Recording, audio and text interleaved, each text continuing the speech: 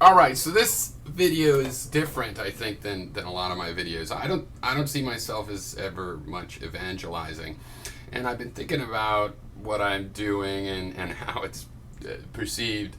And it occurs to me that a lot of the issue seems to be that I'm usually trying to describe problems. And then I'll say, yeah, here's the candidate for an answer that I prefer, but it's just a candidate. And people go, oh, well, you don't know that candidate. I'm like, yeah, no, look, the real point is look at this question, look how it's arrayed.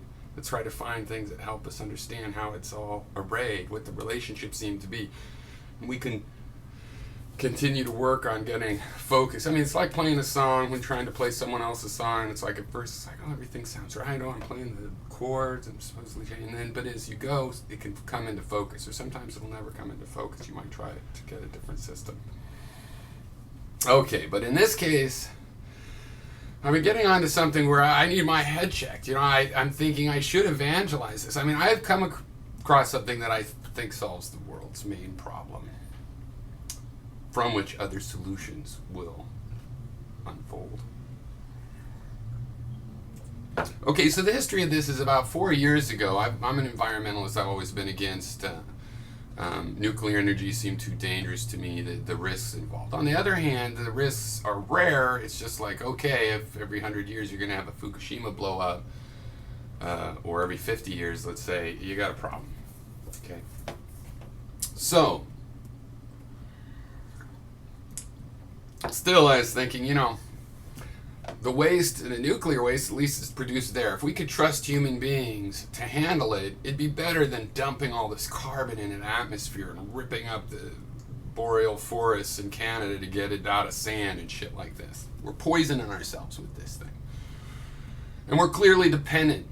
From the Industrial Revolution on, we sort of had a Moore's Law type thing with power sources.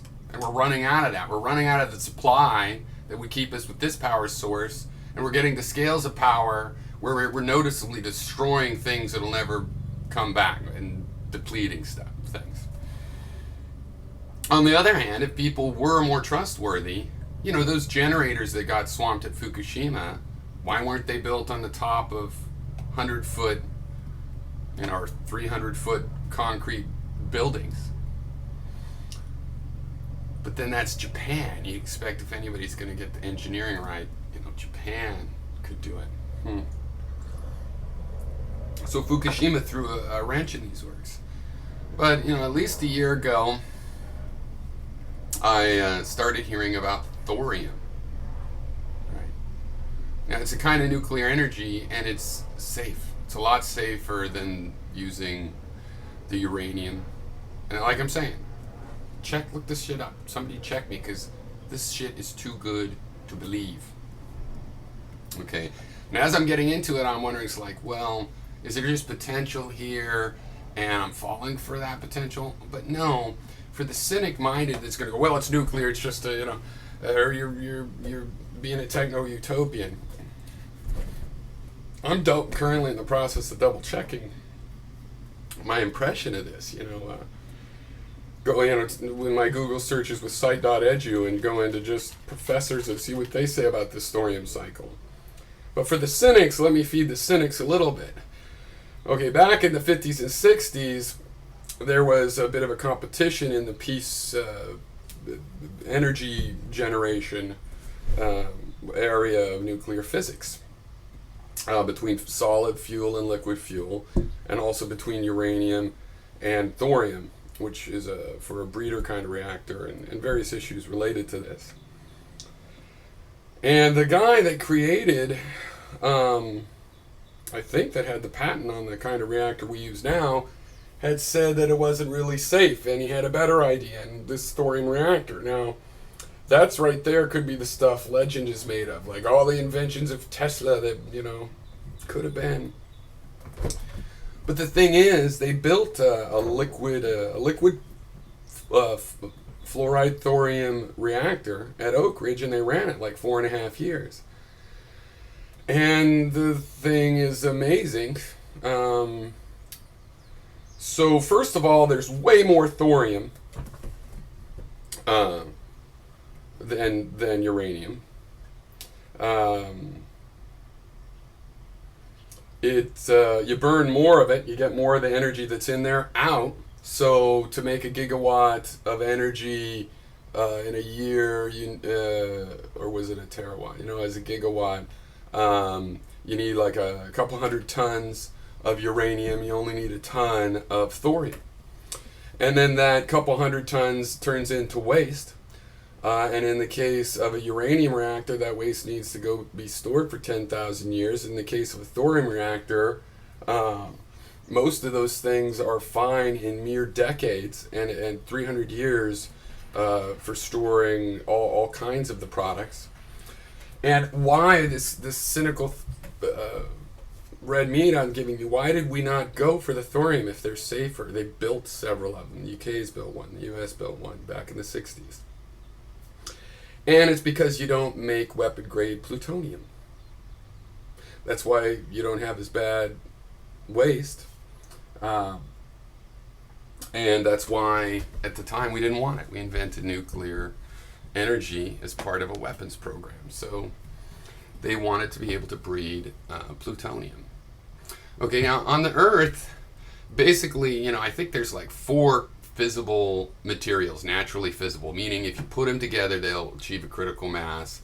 The fission will happen. Okay. All but uranium, one isotope of uranium is it's already spent of those natural materials. Like plutonium, it's already gone. The radioactive, naturally fissionable plutonium created in some supernova so long ago, by the time we've got to here today, even with the long half-lives, it's all radiated. And in the uranium, it too mostly is radiated. Less than 1% of the uranium that you take out of a uranium mine is this fissionable kind. All right. So thorium doesn't start fissioning on its own, but if you put it next to some uranium, or probably if you fired a neutron cannon at some or something, you start a process whereby the thorium does, I could look at it, but basically it turns into something that just lasts like 22 minutes, which turns into something that is this fissionable kind of uranium that is so rare in nature, it creates that, and it puts off just enough neutrons to keep turning thorium into this. It's in a liquid form, so you can get all the energy out. You don't have to cool down the reactor. And the efficiencies are greater. You can also get isotopes, as things are going through their chains, and finally the uranium is turning into something that breaks into cesium and some other thing, molybdenum and stuff like this. These isotopes are actually useful, like in medical procedures and stuff. And right now they have to be created in special reactors, because the design of the water-cooled reactor is intense. You can't get in there and fiddle with everything going on in there. It's under it's under 100 atmospheres of pressure. You have a little tiny reactor in those big containment things. Well, with thorium, it's all at natural air pressure. It's at a high temperature. It's very thermally efficient. It will spin turbines using some inert gas, not steam. You don't have to turn it off, and yet you can turn it off. This liquid test reactors, you turn them off at night and turn them back on, because what happens, they don't melt down. If you lose power to this reactor and it heats up, a little salt plug melts, and all of the fuel just drains into the drainage tank, solidifies, and when you clean up your reactor and fix whatever was wrong, you just turn the heat back up and pump it back into the reactor, and it starts going again. And this is all possible basically because uranium wants to keep going. We have to put all this pressure into it. Wants to keep going, and it wants to melt down. We have to stop it from melting down. Keep it on the edge. The thorium's not the same way. This reaction has to be given a spark from the natural fission of whatever, uranium-235 or whichever it is, or 238, I forget, or look up these numbers. I want you to double check all this stuff. But it's not as massive of a situation, and the way the details work out, you don't create as much waste, you turn more of it into energy, and you actually create products that you can get out of this liquid container. And since it is liquid, if something goes wrong, it'll solidify. The whole thing will stop. It'll naturally stop because it's not a naturally, thorium, it's not trying to have a critical mass on its own. It can't. So you're tickling this process to keep it going instead of going, holy shit, slow it down, slow it down. These things, because they're not pressurized, you can make a 100 megawatt reactor on less, on an acre of space. You can fit in a semi truck,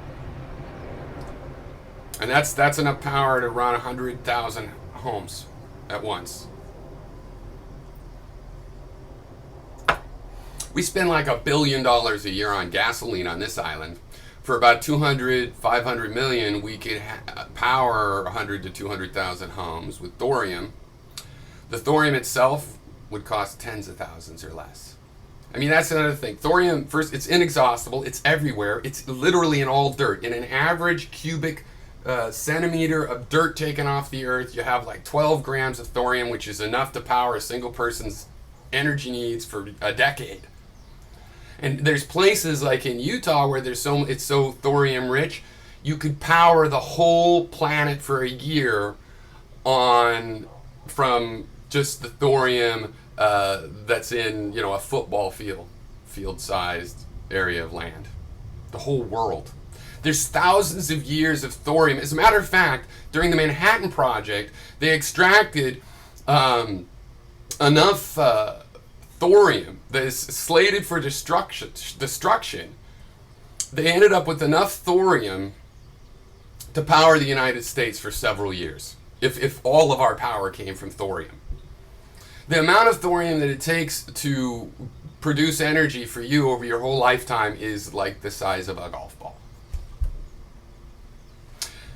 Furthermore, a lot of the designs, like that, this one guy that rediscovered this whole thing when he was working for NASA, trying to figure out how would you power a moon colony, and he got into this. Now he started a business. They're designing a 2-liquid lifter, a liquid fluorine thoride reactor. He's pointing out, because of the fact that you don't have this pressure dome, you have a lot more access to byproducts, both chemical and heat byproducts. You can actually distill water with one of these reactors with waste heat. Heat you just put back out. Heat that a normal nuclear reactor would just puts out as warm water into the local river or ocean. Okay, you could distill water, or you could extract the hydrogen from water, and using carbon from the atmosphere, you could make methanol and these kinds of liquid fuels, which of course you're still going to need for things like giant diesel train engines. But get this. If you do that, you have taken the carbon out of the atmosphere. And when the train burns it and puts that carbon back in the atmosphere, it's carbon neutral. Yeah. It looks like this nuclear energy is cheaper than coal. And it's limitless. It's in all the dirt around us. You can look at the maps of where it is. It's on the moon. It's as common as it's just very common. The only bad side of this is that, we could keep our energy, our Moore's law of energy, and there's cultural issues that may be, too bad, but hey, let's not die all of starvation and let the bandits run free. That's not going to help our cultural situation. We're just going to go back to the Middle Ages. If we can have cheap energy, this solves a lot of the world's problems. A lot of the world's social problems have changed on the cusp of having energy where, okay, now we are using carbon as the slave, and human slavery got lightened. And, and this brings it down to what I was trying to think through with uranium, but it's just too dangerous. This isn't too dangerous.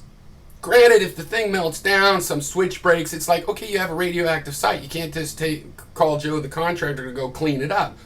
But it's all right there. It's less dangerous than when they have fume and fire problems at refineries in near San Francisco. They put off so much fumes. It's just normally.